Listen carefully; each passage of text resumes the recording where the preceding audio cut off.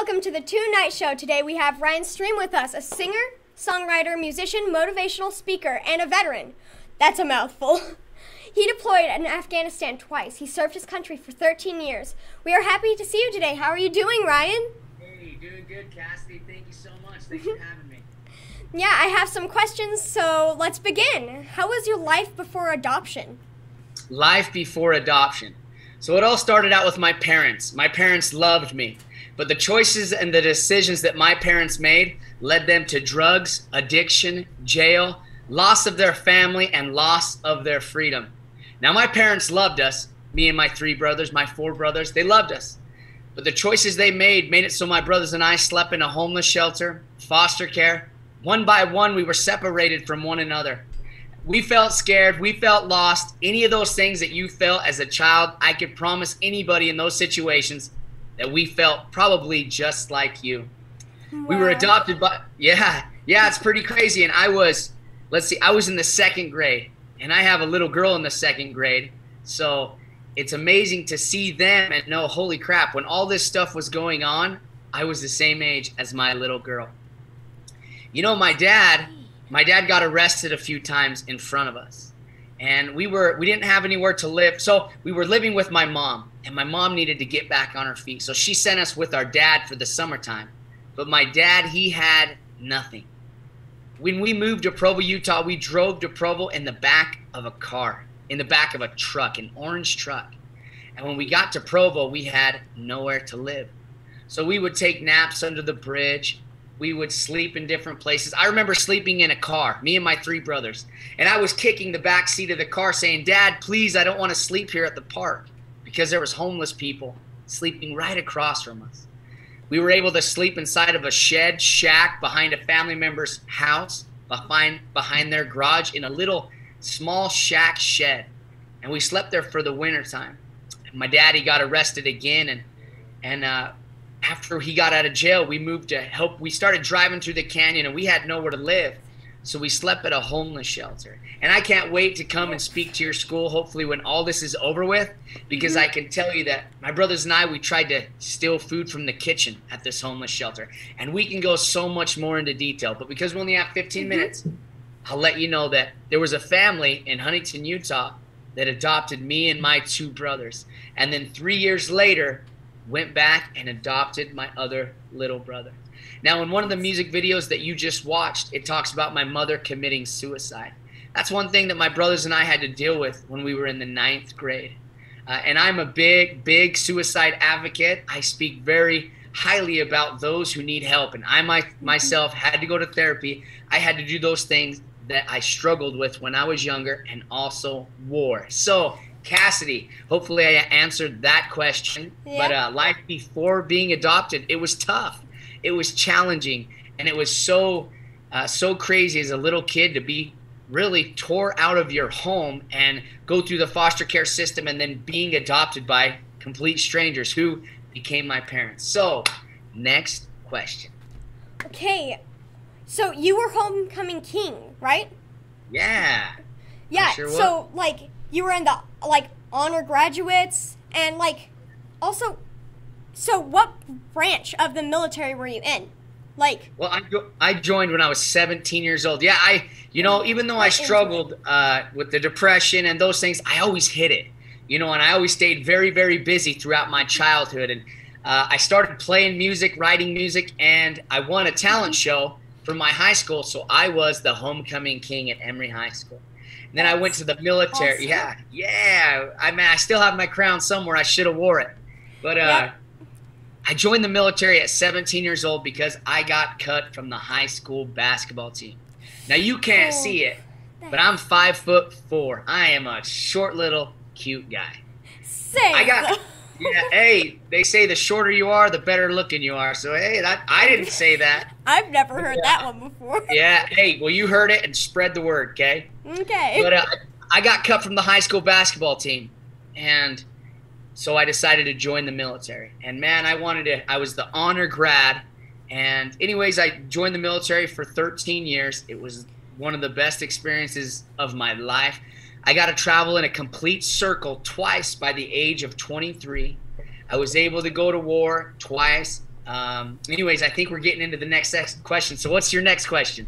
Okay, what was the war like?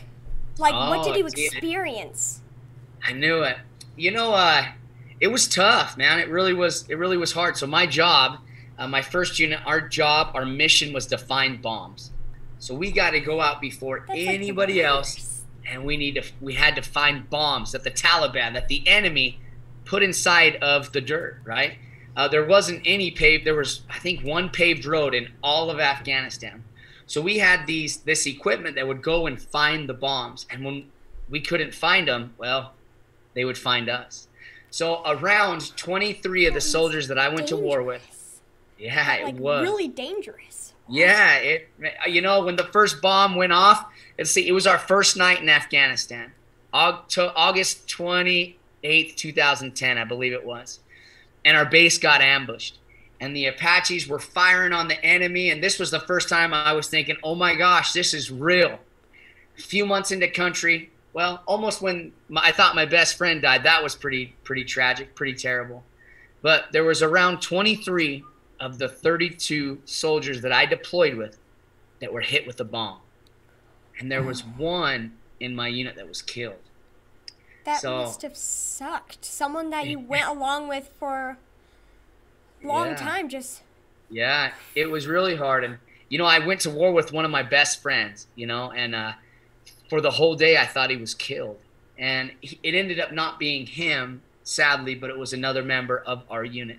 You know, it was very difficult. I remember going out and you know, I joined the military because I wanted to get away from drugs. Sadly, I got into the same life that my parents got into, and my escape was the military. And so I went out and I was crying on a bench because I was trying to change my life, but the only thing changing was my attitude. I was mad. I was upset. There are people that are literally trying to kill me.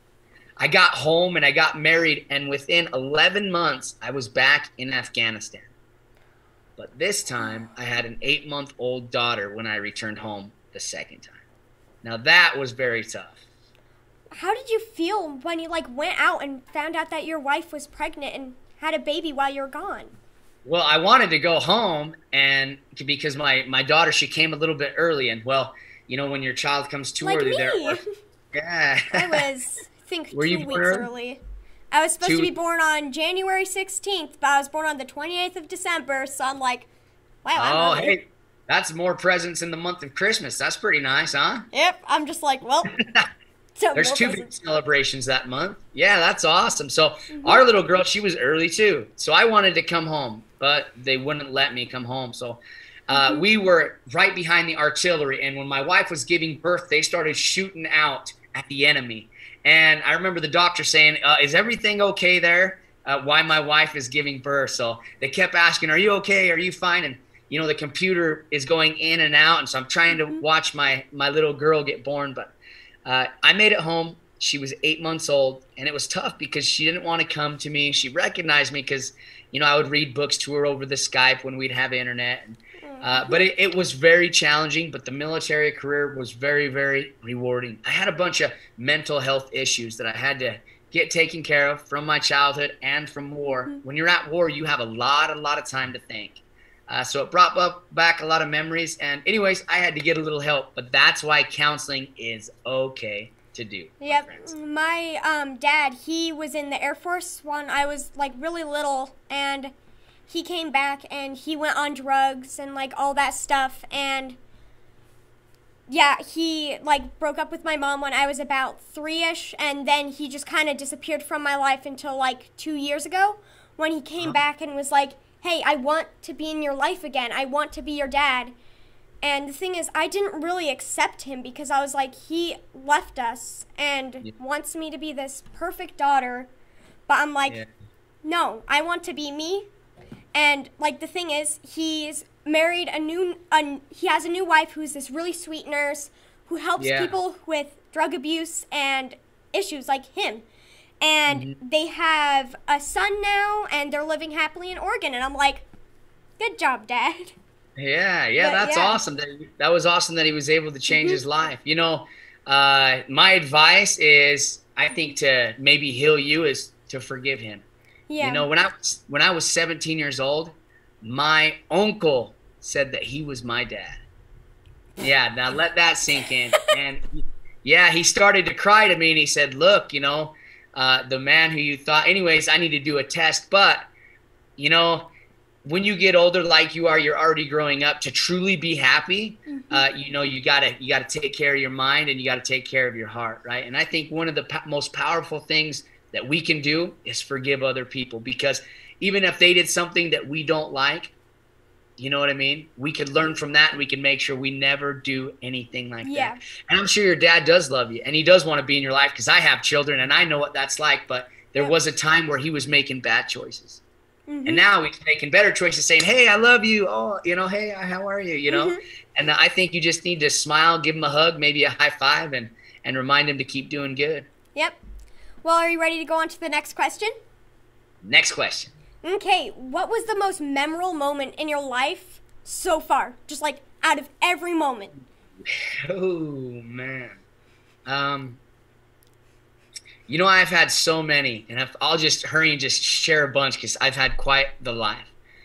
I think when we got adopted, knowing that there was a family that loved us, right? The other one would be when I wrote my first song at 12 years old, and a lady came up to me and said, once you have 10 songs, she was working with John Schmidt at the time. She said, I will make you a CD. That was amazing. Another amazing time was when I joined the military. And then when I was going to war and my parents said, we are proud of you. That was amazing. That's always great, is when your parents are like, we're proud of you. Yeah. Well, and then getting home from war and having everybody stand up at the airport and give you a standing ovation, that was amazing. When I was able to sign a music contract and hear my music over the radio, Spotify, iTunes, Apple Music, Mid-Utah Radio, that was amazing. Meeting my child for the first time was amazing. But I would have to say the most amazing feeling, more amazing than all of those, is when after concerts and assemblies, is when kids, our youth, come up to me and they just want to hug me and tell me that they also have gone through a terrible life. And they look up to me and they listen to my music. And even when I'm on the stage rapping or singing country music and the kids are singing along with me, I think the best feeling that we could have is when we're serving other people. Yeah. And so I think, I've had a lot of good stuff happen to me, but when I could see the good come through somebody else, I think that is a very, very special moment. That's always fun. Like a few years ago, I really wanted to get into singing, but then I was like, I don't think I can do it. But then I was like, this year I'm going to try out for I was in choir last year and I got the first solo for a song and I was so happy. But the thing is, it was it was an alto level and I'm a mezzo soprano, so I'm like, well, okay.